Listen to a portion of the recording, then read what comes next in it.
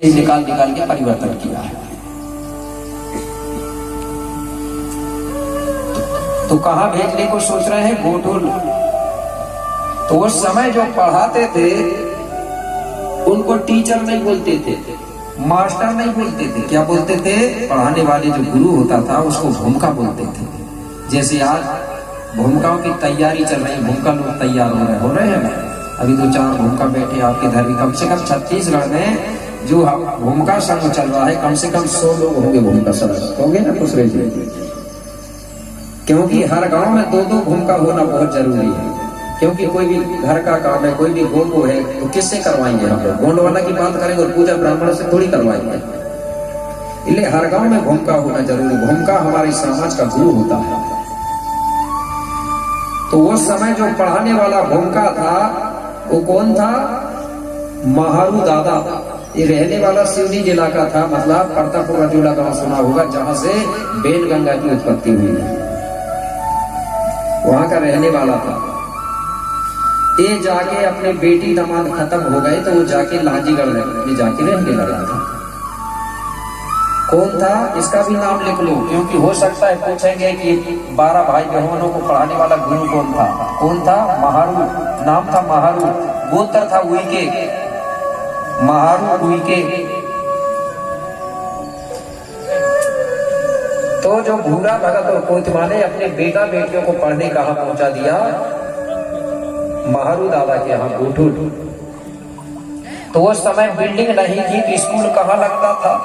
गोठुल केंद्र सेमर पेड़ के नीचे लगता था। कहाँ लगता था?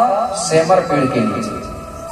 क्यों लगता था? कि हमारे भूमिका लोग, हमारे गोंडियन समाज ने सर्च किया होगा कि सेमर पेड़ के नीचे अगर कोई भी चीज को याद किया जाता है तो जल्दी याद होती है।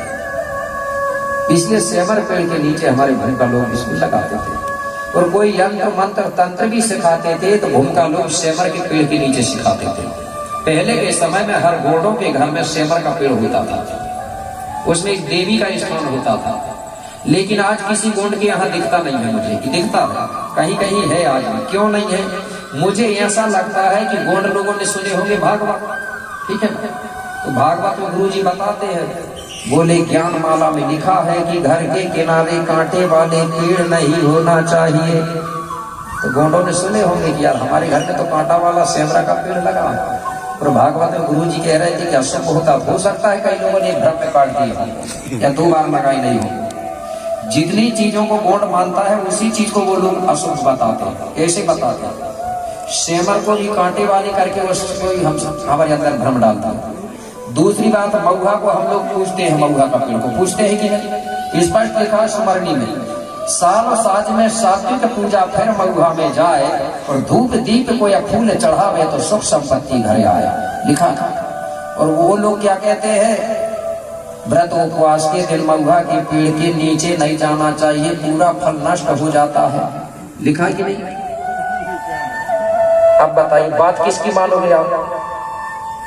वो कह रहा है कि महुआ का पेड़ के नीचे मत जाओ, वो नरसिंह भगवान ने ऐसा किया वैसा किया, एक कहानी खोल दिया। वो कह रहा है अशुभ होता है और मैं कह रहा हूँ महुआ का पेड़ शुभ होता है। अब आप किसकी बात मानोगे? दोनों की तो मान नहीं सकते ना। कुछ गोंड लोग कहते हैं नहीं वो भी अच्छा वो भी अच्छा, कैसे दोनों को निभाओगे? कोई भी एक तरफ रहना पड़ेगा। जो डूमर का पेड़ बोल रहे हैं उसको भी अशुभ बताया है,